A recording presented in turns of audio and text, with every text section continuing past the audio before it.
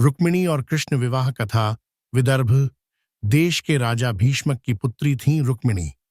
वे अत्यंत रूपवती, गुणवान और धर्मपरायण थीं।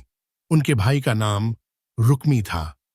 बचपन से ही रुक्मिणी ने ऋषि मुनियों, संतों से श्री कृष्ण के गुण, पराक्रम और उनके ईश्वर स्वरूप होने की बातें सुनी थीं। वे मन ही मन श्री कृष्ण को ही अपना पति मान चुकी थीं। रुक्मिणी तो कृष्ण को ही वर चाहती थीं, क्या थी, लेकिन उसका भाई रुक्मी श्री कृष्ण से ईर्ष्या करता था। रुक्मी चाहता था कि रुक्मिणी का विवाह शिशुपाल, चेदि नरेश से हो। उसने अपने पिता भीष्मक को इसके लिए राजी कर लिया। विवाह की तैयारियां शिशुपाल के साथ शुरू हो गईं। जब रुक्मिणी को पता चला कि उसका विवाह शिशुपाल से करने की तैयारी हो रही है, तो वह दुखी हो गई। उसने अपने विश्वसनीय ब्राह्मण को बुलाया और श्री कृष्ण के लिए एक संदेश भेजा।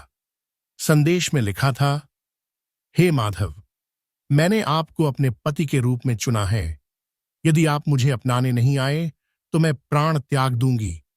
विवाह से एक दिन पूर्व मैं देवी कात्यायनी के मंदिर जाऊंगी। वहां से लौटते समय आप मुझे ले जाइए। ब्राह्मण संदेश लेकर द्वारका पहुंचा और श्री कृष्ण को सब बताया। संदेश सुनते ही श्री कृष्ण ने बिना देर किए तुरंत रथ सजवाया। वे बलराम जी को साथ लेकर विदर्भ की ओर निकल पड़े। विवाह के दिन रुक्मिणी देवी कात्यायनी के मंदिर गईं और प्रार्थना की, हे माता, मुझे कृष्ण ही पति स्वरूप प्राप्त हों। जैसे ही वह मंदिर से बाहर आईं,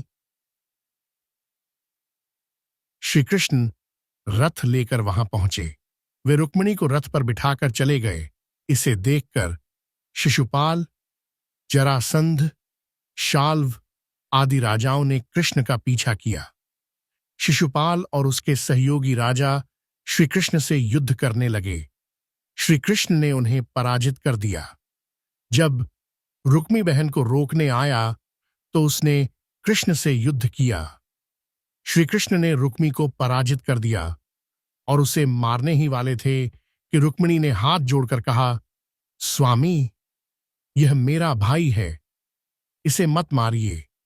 तब श्री कृष्ण ने उसे जीवित छोड़ दिया, पर दंड स्वरूप उसका मुंह काट दिया और कहा कि वह विदर्भ न लौटे। श्री कृष्ण रुक्मिणी को लेकर द्वारका लौटे। वहां वैदिक रीति से उनका विवाह हुआ। समस्त द्वारका नगर ने उत्सव मनाया। लक्ष्मी स्वरूपा रुक्मिणी और श्री कृष्ण का मिलन हुआ। दोस्तों, आपको यह कहानी कैसी लगी, कमेंट करके जरूर बताएं।